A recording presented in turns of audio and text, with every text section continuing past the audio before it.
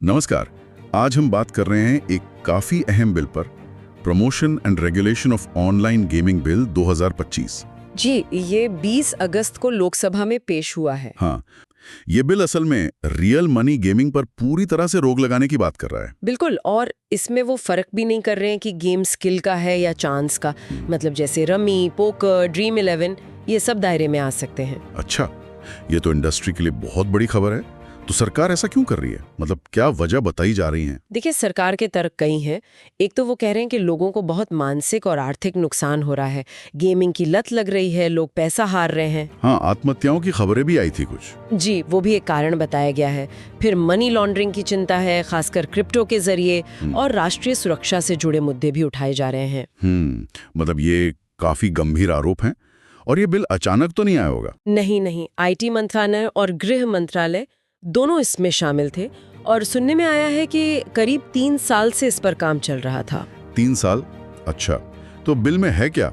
मतलब सजा वगैरह कितनी सख्त है? नियम तो हाँ काफी कड़े हैं। पहली बात तो रियल मनी गेम्स का कोई विज्ञापन नहीं चलेगा। कोई भी सेलिब्रिटी, इन्फ्लुएंसर? कोई नहीं। अगर करते पाए गए तो भारी जुर्माना। कंपनियों के लिए तो और भी सख्त है। अगर वो ऐसे गेम ऑफर करती हैं या प्रमोट करती हैं तो 3 साल तक जेल और 1 करोड़ रुपए तक का जुर्माना हो सकता है। बाप रे, 1 करोड़! और जो प्लेटफॉर्म्स विज्ञापन दिखाते हैं, टीवी, वेबसाइट्स, उनके लिए भी सजा है। विज्ञापन चलाने पर 2 साल तक जेल और 50 लाख रुपए जुर्माना। अच्छा, पर खेलने वालों का क्या? उन पे भी कोई एक्शन होगा? नहीं, ये एक दिलचस्प बात है। खेलने वालों को सजा नहीं दी जाएगी। उन्हें एक तरह से पीड़ित माना गया है। ये अलग नजरिया है। और पैसों के लेन देन का क्या? यूपीआई, पेटीएम वगैरह? हाँ, उस पर भी रोक लगेगी। बैंकों और पेमेंट गेटवेज को कहा जाएगा कि वो इन गेम से जुड़े ट्रांजैक्शन प्रोसेस न करें। तो ये तो मतलब पूरी तरह से बंद करने की तैयारी है। क्या इसका इंडस्ट्री पर असर क्या होगा? ये तो बहुत बड़ा मार्केट है ना? बिल्कुल, असर तो बहुत गहरा पड़ेगा। अभी ये मार्केट करीब आप मान लीजिए 32,000 करोड़ का है। 32,000 करोड़? हाँ, और इसका लगभग 86% हिस्सा रियल मनी गेम से ही आता है। तो आप समझ सकते हैं, अनुमान था कि 2029 तक ये 80,000 करोड़ तक पहुंच सकता था, पर अब तो मुश्किल लगता है। कौन सी बड़ी कंपनियां हैं जो सीधे प्रभावित होंगी? देखिए, ड्रीम 11 है, गेम्स 247 है, विंजो, गेम्स क्राफ्ट, ये सब बड़े नाम हैं जो मुश्किल में आ सकते हैं। और नौकरियों का क्या? इसका भी कुछ अंदाजा है? इंडस्ट्री का कहना है कि करीब 2 लाख नौकरियों पर खतरा मंडरा रहा है। ये एक बहुत बड़ा आंकड़ा है। 2 लाख? ये तो बहुत ज्यादा है। और सरकार के टैक्स रेवेन्यू का क्या होगा? वो भी तो काफी आता होगा। हाँ, इंडस्ट्री का दावा है कि वो सालाना करीब 10,000 करोड़ रुपए का टैक्स भरती है, तो सरकार को भी इसका नुकसान होगा। लेकिन एक बात समझ नहीं आ रही। अभी कुछ ही समय पहले, पिछले साल ही शायद, सरकार ने 28% जीएसटी लगाया था इन गेम्स पर। जी हाँ, लगाया था। और तब तो इंडस्ट्री ने इसे रेगुलेशन की तरह देखा था। फिर सितंबर 2024 में वित्त मंत्री ने खुद कहा कि 6 महीने में ऑनलाइन गेमिंग से कमाई 412% बढ़कर 6,000 करोड़ रुपए से ज्यादा हो गई है। बिल्कुल। और इस सेक्टर में एफडीआई भी अच्छा खासा आया है, करीब 25,000 करोड़। और खेलने वाले भी करोड़ों में हैं, शायद 11 करोड़ रोज। जी, ये सब आंकड़े सही हैं। तो फिर अचानक ये पूरा यू टर्न क्यों? पहले रेगुलेशन और टैक्स, अब सीधा बैन? हाँ, ये थोड़ा विरोधाभासी तो लगता है।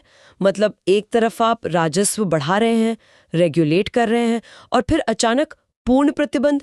इंडस्ट्री भी इसी बात से हैरान है। जाहिर है, इंडस्ट्री तो चुप नहीं बैठी होगी। वो क्या कर रही हैं? बिल्कुल नहीं।